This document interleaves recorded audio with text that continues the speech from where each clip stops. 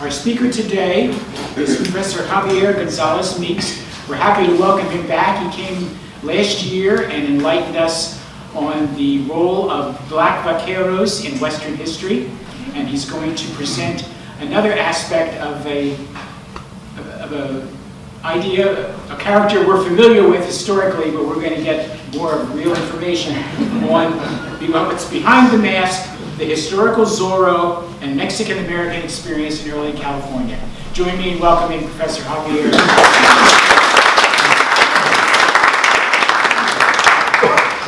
Good morning, everyone. Nice, beautiful day. A little break from the rain and stretch our legs out. You can hear me ramble on for a little bit, so I hope you're engaged and I hope you enjoy this presentation. I'm an assistant. I've been teaching for about 10 years now at different places around San Diego. My new home is at Grossmont. The last time I gave the presentation, I was at Miramar College, but I've now moved to a better and better place. It's also 5 minutes away from my house, so it's a plus. If you have any information, I still have Twitter, I don't know why, but I have Instagram and I have my email. I looked at my last slide, I have some misprints on some of it, so I'll come back to this later in case you want to have my contact information. So, here we go, right? Behind the mask, the historical Zorro and Mexican-American experience in California history. Now, where do we begin? Well, we begin with Johnston McCulney. He created or wrote this fascinating story, The Curse of Capistrano, in 1919. It was a one-off series. It was a Pulp Fiction series. One-off, that was it. At the very end, Don Diego de la Vega, our hero Zorro, takes off his mask, reveals his identity. Instead of saying, I'm Batman, it's like, I'm Don Diego de la Vega. And then he vanquishes his enemy. That was it. But then, Hollywood found out about it and bought the rights and made a movie in the 1920s. And it became very popular, and then the editor came back to Mr. McCulney and said, hey, we need more. They love it. And so 60 different forms of Zorro that were in print. 60 continue on until one that went right after his death in 1958. So from 1919 to 1958, different serials of Zorro were made and contributed. All of it resonating with this one story of this young man, Don Diego de la Vega, from Spanish California. Raised by his father, but sent off to the University of Spain. We don't know which university, it's all fictional. And so there he learns to read, he writes, he learns how to fence, how to shoot, and then he returns back home. His mother has already passed away, but then he sees something that kind of affects him, and that's just the social, more the political corruption, very familiar, what that's going on in his life at this time. And so he wants to do something about it. He wants to help out. He sees a lot of the people being exploited, a lot of the workers, the indigenous people. He says, no, something has to be done. So he takes on a persona. He goes to his father's house. His father's a large hacienda owner. So a large hacienda, large house, kind of like a mansion, with secret tunnels, different passageways, but there's a cave. I know it sounds familiar with another story, right? There's a cave. And it's in his cave where is his hours of operations at nighttime, where he goes out on his trusty black steed, no cars yet, black steed Bernardo. And he goes out wearing his black mask, his Castilian hat with his rapier sword and his pistol, taking out the bad guys, beating up the corrupt politicians, right? And so all this is going on, and at the very end, he reveals his face as Don Diego de la Vega. And besides all that very fanciful stuff, that story has resonated. You know, think about 1919, it's going to U.S. history, there's a lot going on. It was right during the Spanish flu, right? You have just post World War I, a lot of economic exploitations and inequalities going on like today, right? So there's a lot of things that resonate with a lot of people when they read The Curse of Capistrano, and then when it was made into a silent film in the 1920s, it just caught on like wildfire. And then eventually when Disney bought it, you know, to get more popularized, as we're going to see throughout. But there have been different ideas of Zorro and even legacies. 1939, Bob Kane, the creator of Batman, even credits or I'm sorry, the pointer. I just told Peggy that too. I was going to use the pointer. But Bob Kane credits his creation of Batman to Don Diego de la Vega. If you look at see the similarities, right? Black mask, he comes from a very affluent family, his parents are dead, he goes out to seek justice at night, doesn't use a weapon, a sword. I mean, not a sword, a gun. That's one thing that Bob Kane didn't want Batman to do, was use a gun. And so, all the other things that he does, he has a different personality, right? Bruce Wayne is not Batman, right? They're two different personalities, just like Don Diego de la Vega in Macaulay's story. Don Diego de la Vega presents himself as a very aloof, very clumsy, very cowardly man. But at night, that way no one can suspect him. He is this brave, dashing Zorro. And the same we could say with Batman at night. But like, who's the real person, right? Is it really Batman? Or is it he's pretending to be Bruce Wayne? Vice versa. So you see these stories just resonate. Even Batman. And the different renditions from Adam West to Christian Bale, Michael Keaton, they resonate with with our populace. And there have been various media of Zorro that has been made, even in Japanese anime. They've been made in an Indian film, like a Bollywood type film. I haven't seen it. It might be very fun to watch. See a little Bollywood dancing with Zorro. That'd be interesting to see. But different adaptations that we see. Quentin Tarantino, when he made his Django, wanted to do this really cool crossover between Zorro and Django, and it is a comic book series right now. It's a very Zorro at this time is aged. He's an older Zorro, very similar to the Anthony Hopkins and Antonio Banderas Zorro movie, where we meet Don Diego de la Vega, but it's Anthony Hopkins aged and passing on the mantle. We see the same in this story with Quentin Tarantino. Both these vigilantes seeking justice, and then other forms that have been inspired by Zorro, from The Princess's Bride, Inigo Montoya seeking justice for the death of his father, and then Antonio Banderas again as Puss in Boots, right? So he returns again. I keep trying to get my kids to watch it, and I know I can watch it on my own, but I said, come on, guys, it'll be fun. But the invaded Super Mario Brothers has been like nonstop in my house right now, which is good because I can work on stuff. And then there's other adaptations of Zorro. Zorro, like, what if it was a girl, right? Or what if Zorro had a different upbringing? And it's been different renditions, different adaptations of Zorro that have been going on since 1919. Matter of fact, my Amazon account just popped up like, hey, there's a Spanish-speaking Zorro show out right now, if you have Amazon Prime. It's produced in Spain, and so I haven't seen it yet. It looks interesting, and so I'm hoping to get a look at that later. So, before we get into the bits about Zorro, Zorro himself was inspired, just like Bob Kane was inspired by Zorro.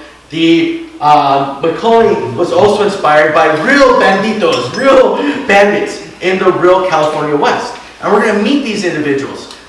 Before we get there, I'm just going to talk a little bit about history, because history. And so just kind of set the scene of where we're at. So we'll begin with Mr. Cabrillo Landing. If you ever get a chance to go to the Cabrillo Landing reenactment, that's always fun. They have recreate the Maritime Museum, a San Salvador ship, which is quite beautiful. I usually get my students to go and do a little report on that to actually see the replica ship. But anyway, the beginning part of European influence in California, because we have the Cumbia here, we have Gabrinos in the LA area, and that is where the fictional Don Diego de la Vega lives, the Pueblo de Los Angeles. So we know it's right after 1781, but right after the city of Los Angeles was established, and before 1821, before Mexico gets independence from Spain. So right in that little sweet spot.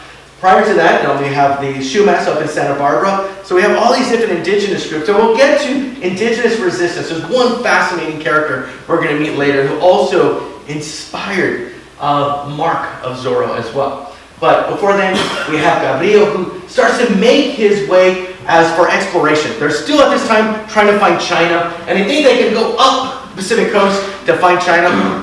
Geography, no GPS, they'll eventually figure it out. The opposite side of the Pacific. And so Gabriel, his mission is not colonization, but for just observation and to seek settlement. So he lands here, names it San Miguel. Eventually it'll be renamed to San Diego.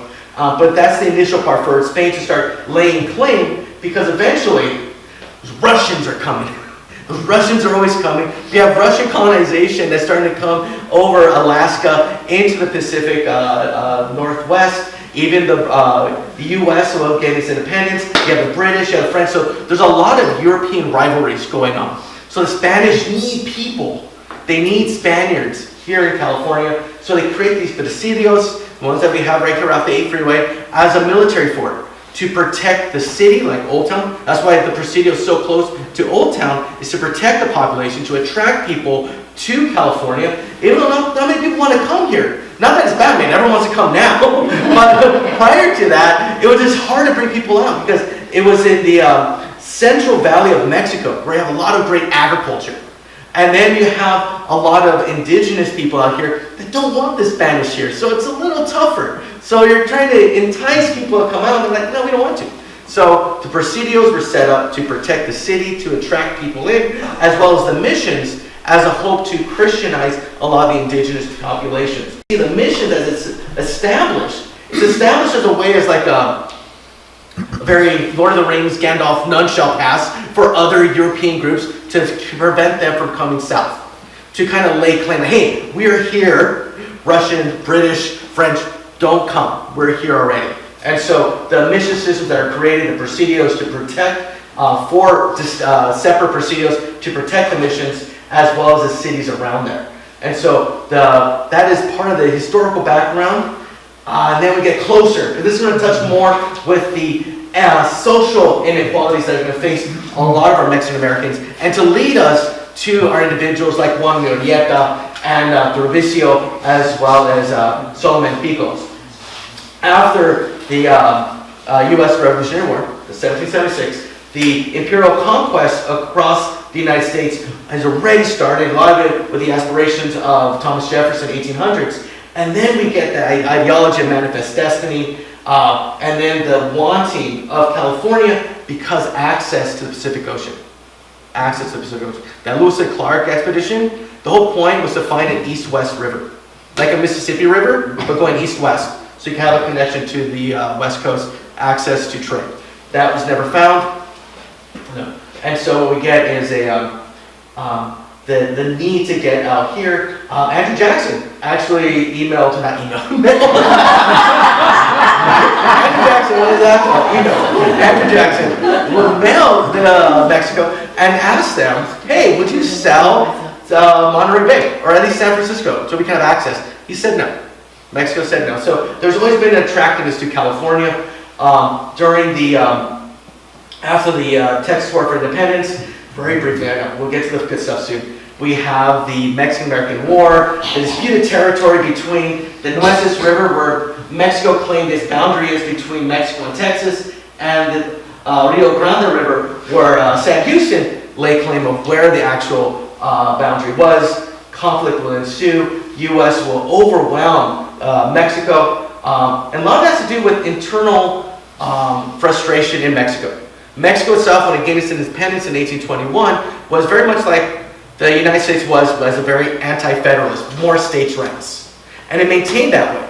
However, when President Santa Anna came into power, he wanted more power. And so he wanted more centralized power for himself, not much for the federal government. So he re-changed the Constitution. That made a lot of states in Mexico upset. So it wasn't just Texas that claimed its independence, but California claimed its independence. You had Durango, all these different states claimed independence. They're like, no, we're not listening to this guy.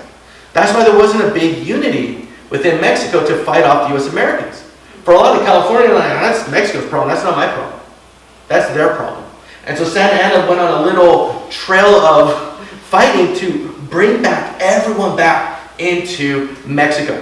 And then by the time he gets to Texas, he's exhausted, and boom. There you got the sighting, and eventually we're going to get the Mexican-American War and the Treaty of Guadalupe Hidalgo. And keep in mind too, when the U.S. came and invaded Mexico, they had Mexico City.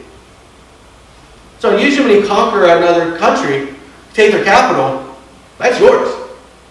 They had Mexico City. What's fascinating too, right around that same time period, right around the mid-1800s, there was a book, a Spanish book, by a Spanish conquistador called Hernan Cortez, and the conquest of Tenochtitlan. And that was translated into English. And a lot of new cadets, then West Point, like Robert E. Lee, right, Ulysses Grant, all of them were not top officers yet, but were rising in power, read that book. And so for them, it helped out the U.S. in understanding how to come into Mexico and how to invade Mexico by using the English translation of Hernan Cortez's conquest of Tenochtitlan. They'll have Tenochtitlan, they'll have Mexico City at that time. No one wanted to sign the document of surrender. No one wanted to, like, no, not touching it, not doing it. But the U.S., instead of taking all of Mexico, wanted just the land that it was looking after, and then eventually they promised a lot of the Mexicans living in the seceded territory that you're going to be U.S. citizens. Your land will be there, and no one will take it. You'll be fine. The treaty will be sent to the Senate. The Senate will not ratify it. It wasn't ratified. They didn't accept it. The U.S. ended up paying $15 million when the original President Polk offered $30 million originally, and they denied it. The U.S. ended up paying $5 million, and they will gain and double its territories. Gold, right? Gold, greed.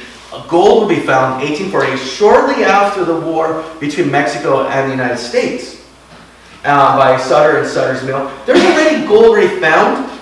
People knew about gold, but the amount of gold and just the publicity that happened in 1848 just literally blew up, right? And so that just attracted more and more settlers, because one way for the U.S. to maintain California as a state and not just a territory is to have a large Anglo population. So right after the Treaty of Guadalupe Hidalgo was signed, it can't be a state yet. California's not a state. But you need to have a large white population. So what they do in the census is all the Mexicans living in California are labeled as white. So now you have a large white population. Now you can justify, go to Congress, hey, California statehood, boom, done.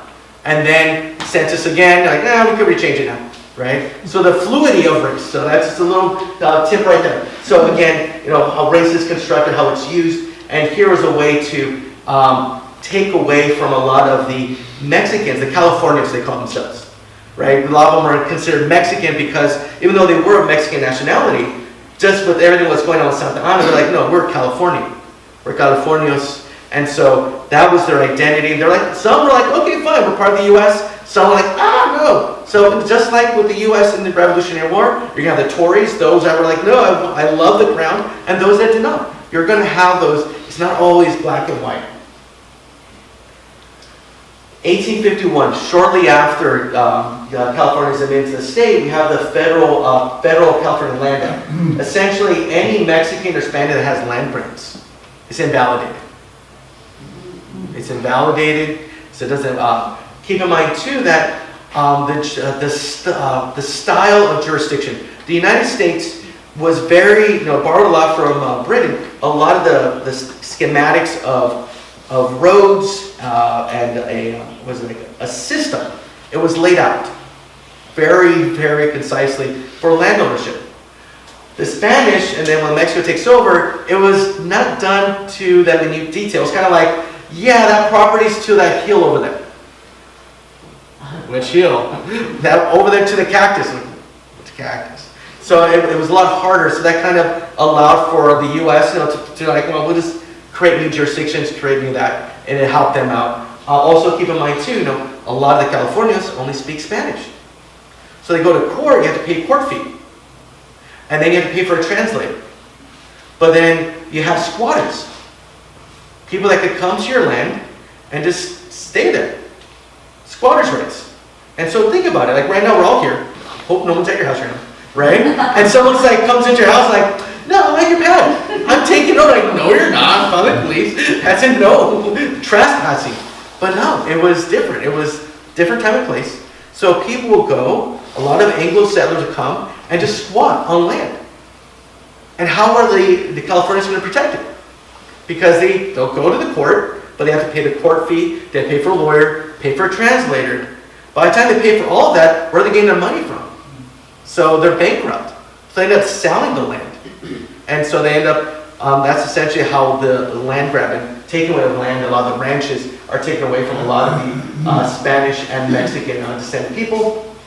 And we have the not so friendly greaser laws, right? These are more race-based laws that are put into effect. And this is very similar, if you're familiar with Reconstruction period in the United States history with the black coats, very similar, where you'll have anyone loitering. What do you mean loitering, right? Right, what do you mean just standing around? This was in a way to two reasons. The greaser laws prevented any Mexican or Mexican descent people from just standing around or traveling from city to city, but also kept a lot of the indigenous people in their reservations. Because the indigenous people didn't stay in the reservations, they'll be considered vagrants as well, and could be arrested and sent to like whatever chain. And the same with Mexicans and Mexican descended people as well. So those laws right there. So that is the background. That is the background of what's going on. And then we have this sad event right here. And just all this just building and just fuming this tension of what's going on in early California history. The hanging of Juanita. Juanita is there's a lot of lynching that occurred with a lot of Mexican men, but Juanita is more and more infamous as the only woman to be lynched. The story goes that she's from Northern California. Her and her husband are eating and dining, and there's a Scotsman, his name's Jack, right? He likes Juanita. She's quite pretty. Does a lot of sexual kind of like endeavors, trying to get her attention, and she says no. She at one point is saluted and pulled out a knife at him and said, "Stop it!" Right? So defending himself makes sense. Well, he got upset about that one time, so he went barging into her house, and he was mad at her, and he said he's going to do all these horrible things to her. He busts out of the house with a big dagger in his chest, stabbed him, killed him on the spot.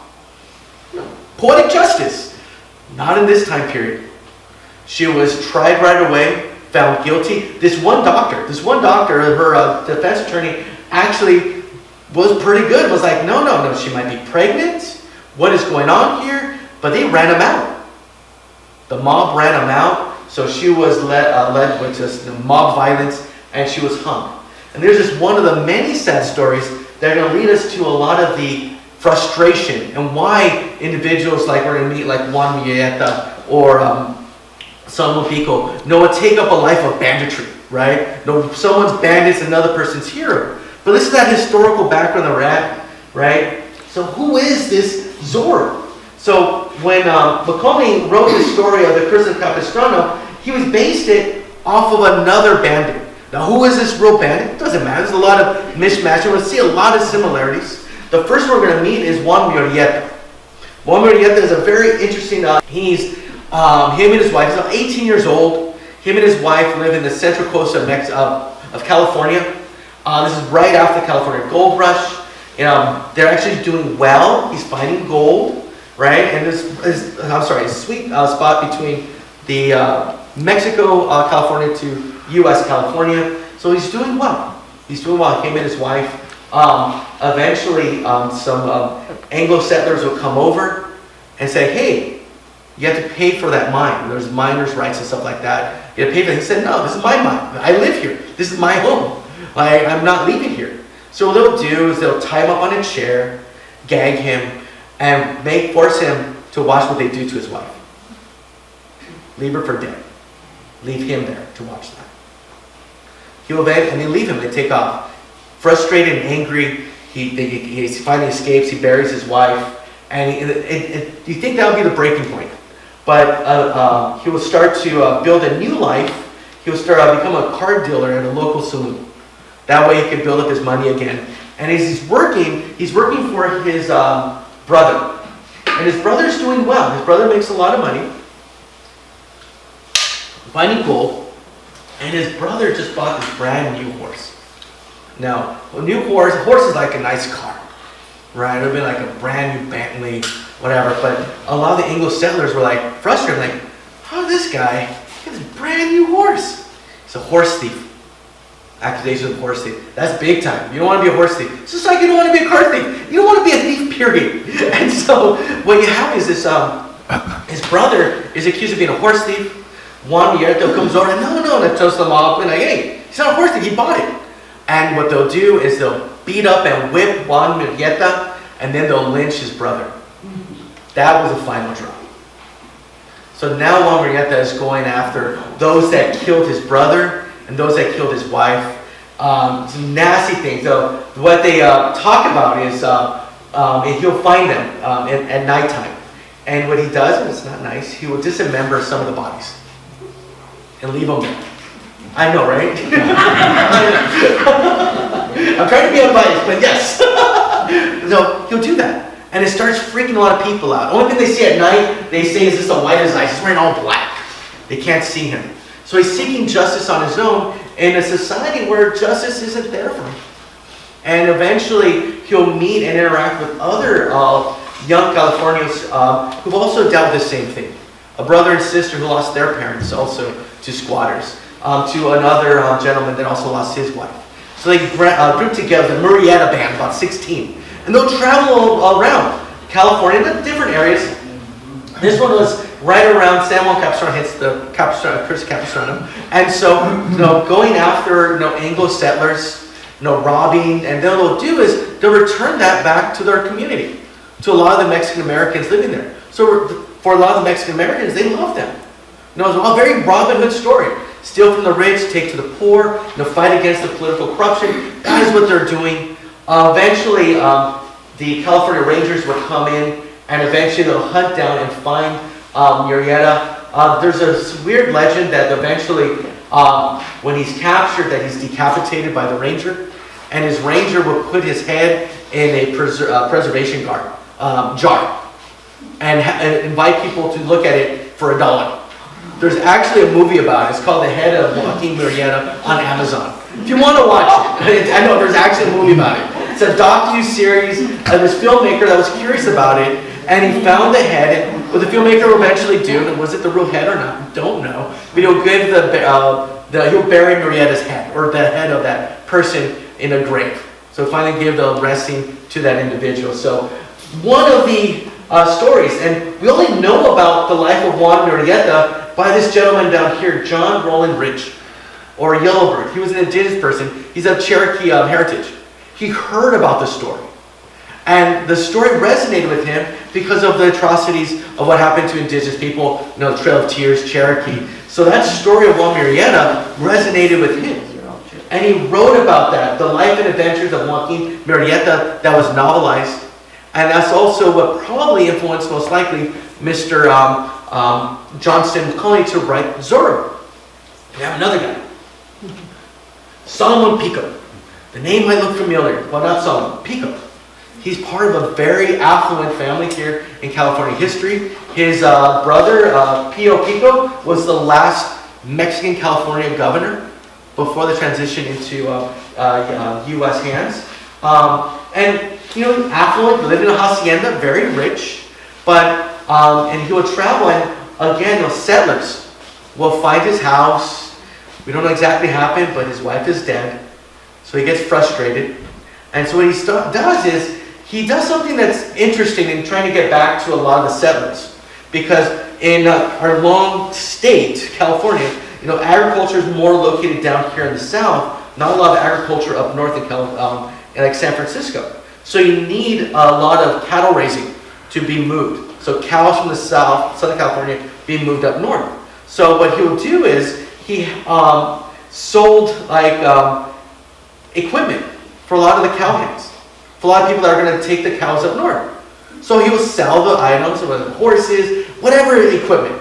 So he sells it to them, but he knows what trail they're taking. And so at the end of the night, he knows what trail they're in. He'll go rob them, take all their stuff, and then take it back. And so he just kept doing this. He kept doing the cycle to get back money, to get back at them. He'll share the wealth. It will get a little twisted too. He'll start taking souvenirs from people. And that would be a no-no. His family didn't like it. They're like, dude, we don't want to be associated with you. We have a good family name. We have street names after us. No, we can't have this. So they essentially just told him to go. He would go and just flee to Mexico. Now this is before we have any walls. So the distinction between where like Mexico and U.S. is, it's hard to say, but he would live the rest of his life like Tijuana. right? He'll never come back up to the States again. Some stories say that he'll eventually be assassinated or killed by someone that knew who he was. But regardless, that was another one of our banditos that lived in our early California history. We have Mr. Tiburcio Vasquez. Now this is during the very post U.S.-Mexico War, very much post after the Grisha laws, the land invalidation laws, all that put into place. With him, very much similar path. He would go and rob stagecoaches, just like that one right there, right? A lot of wealth of banks, right? There's no ATMs or anything. The transportation, right, of wealth and money on stagecoaches. So he would go and rob stagecoaches to help out his community. He'll go out and rob, a lot of the Anglo settlers that were coming in, squatting on land. So that was what he was doing. That is what he was doing. Eventually, one of his relatives would be tortured and forced to give up the location where he was at. He'll be captured. And we have this quote from him. We don't have anything quoted by Joaquin Murrieta, right? I mean, even though Yellowbird writes about it, we don't know what he said. Even Sullivan Pico, we don't know what they said. But with Mr. Vasquez, we have this quote. They asked him, like, why were you doing this? Why are you committing these crimes? And Brandon was like, I believe we were unjustly and wrongfully deprived of the social rights that belong to us. Rightly so during this time and place. Frustrated and angry, right? They have the courts are not going to help them. The police, the rain, none of them are going to help them. Their lands are taken away. The women are abused and assaulted. This is not good. So they're taking vengeance in their own hands, creating these banditos or local folk heroes. And when you look at it, he has a lot of a legacy left behind. Even though he did kill, he killed 2 people at a robbery. That's what essentially brought him in by the Rangers. We got a high school, health center, and the Vasquez Rocks area, all named after him. So you have this interesting history, right? Where it's both like, he didn't kill, not good, but what was he doing, right? Trying to help out his people, trying to find justice in a very unjust time period. Then we have this other individual, Estanislao, an indigenous person. This is pre-U.S. settlement into California. This is this is Spanish California, right before the transition to Mexican independence. And we have Estanislao, who was baptized and raised within a mission. He'll eventually get frustrated with a lot of the abuses within the mission system. And what he would do is utilize a lot of the wealth of reading and writing and also horsemanship to attack a lot of the Spanish out in this region. And so what he would do is he would ride around, raid a lot of the missions, a lot of wealth. There's no Chase Bank yet. Missions had money. So you'll go and raid other missions, take their money, and you leave the mark of an S on anybody, right? Estanislao, right? So you'll leave that mark of an S. Story says he even wore like a black mask. He rode. He had a whip. He had a sword. So here we have Estanislao that would do all these things to help out his indigenous people. Eventually, he would go to a local priest at a mission and ask for forgiveness. Like, hey, I'm sorry I was doing all this. He'll be forgiven. He'll be forgiven. We don't know exactly what happened after that, but we do know he did have eventually more abuses will come, and he will go back to his life of banditry or heroism. And one General Mariano Vallejo, who eventually become another important political person in California history, especially that transition between the U.S. To U.S. occupation. He was right there in the Bear Flag Republic. General Vallejo will come and find and arrest Mr. Estanislao. So these are the early California history of resistance to political, social, economic injustices, and it's a long history. We have the ending of school segregation or lemon growth here. We also have this young lady right here before segregation of schools in Westminster case.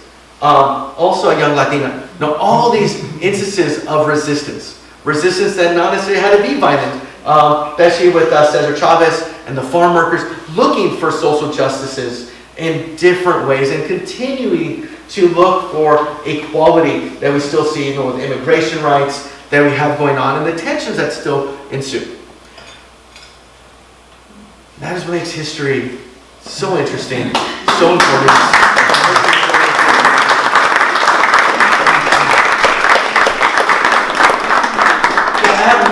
Right, there's an extra C in there, and I don't know what Yamil is. Yamil, so we go over back to the beginning. Any questions?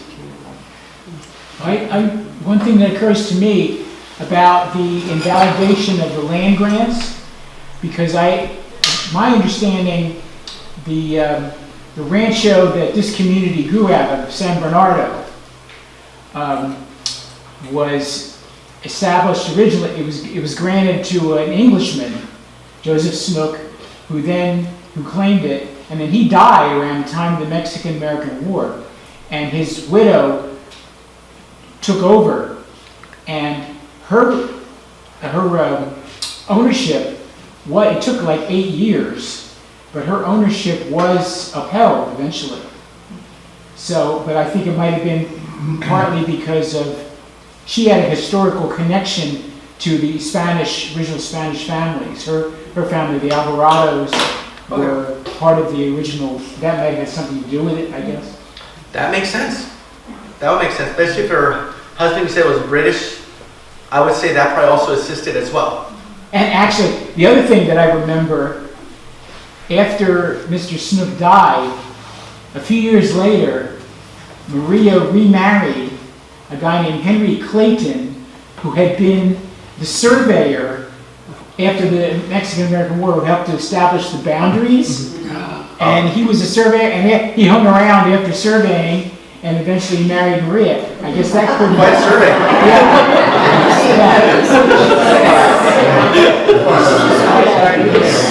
So there's all kinds of... That's interesting. That'll be interesting to talk more about her. That's interesting. I want to know more about her now. Thanks, Vinny. Yeah, because the other thing, I'm kind of still looking into the fact that Mr. Snook passed away like a few days before the Treaty of Guadalupe Hidalgo was signed, and he was in his 50s, and I haven't found anything so far about him being ill or anything.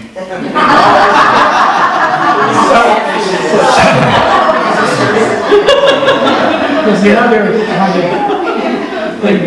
Yes, CSI early California history. Yes, sir. Yeah, we're recent from Minnesota, and coming out here, when we have various folks that we meet of Mexican descent, and you had mentioned they would prefer to be called Californians. Should we be doing that then, mostly? No, this is more of a, from that historical time and place. So to refer to, it'll be like the Latinos or Mexicanos, or Mexican American. Some would have been claimed Chicano, that's a more political term, but Californios, that is more associated with this time and place. Okay. That's more associated during that colonial period where a lot of the Mexican Californians didn't feel a connection to the central government because the central government wasn't helping them. Because it wasn't. It was more states, more anti-federalist kind of a situation. So they're like, hey, we're our own body. We have our own military. They had their own lancers. They had ranches. They were good, right? They didn't need any assistance from the federal government. And so they saw themselves almost independent from the federal government. So now you don't have to call it Californians. But it's just that time and place, that time period. As Minnesotans, can we call ourselves Californians? I think so. I think you can. Yes.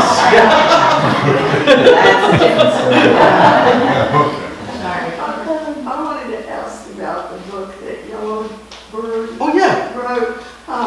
And if you'd read it or if it's available to the public, to readers, you have to be a researcher.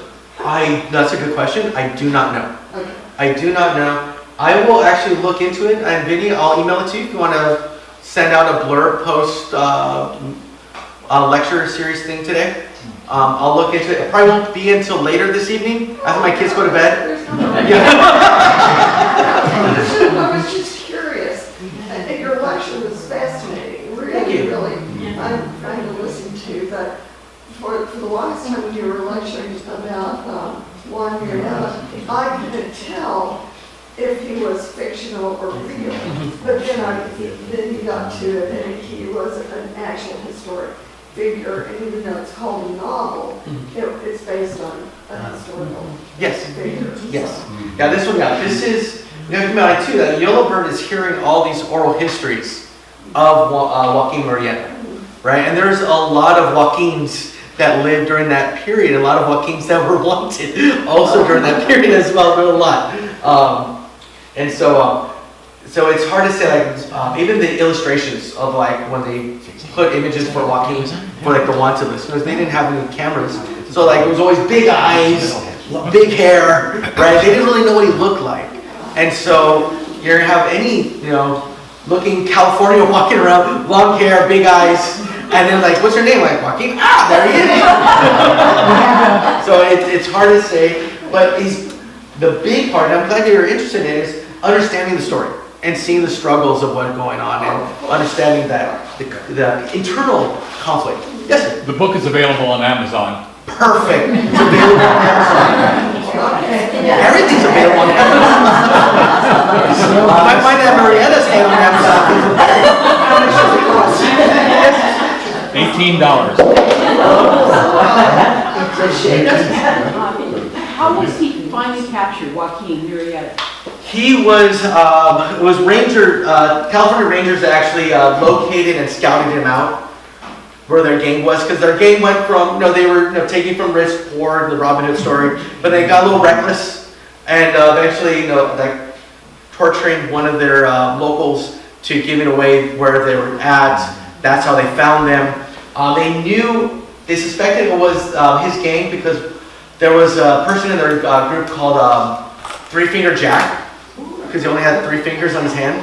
And so one of the people that was killed in that campsite only had 3 fingers. So they figured it might have been Joaquin Murrieta that they captured and his gang died. But the CSI, early California. Or maybe they could have just chopped off 2 fingers and said, hey, we found it, we don't know. But that's essentially how they found him, or didn't find him. Maybe Stern looks around. No, the Camino Real. Stay away from the 101 freeway. Literally stay away from the 101 freeway. Maybe that's why it's so much traffic. Pain in the butt. Any other questions? Oh, I'm all set. Thank you, everybody.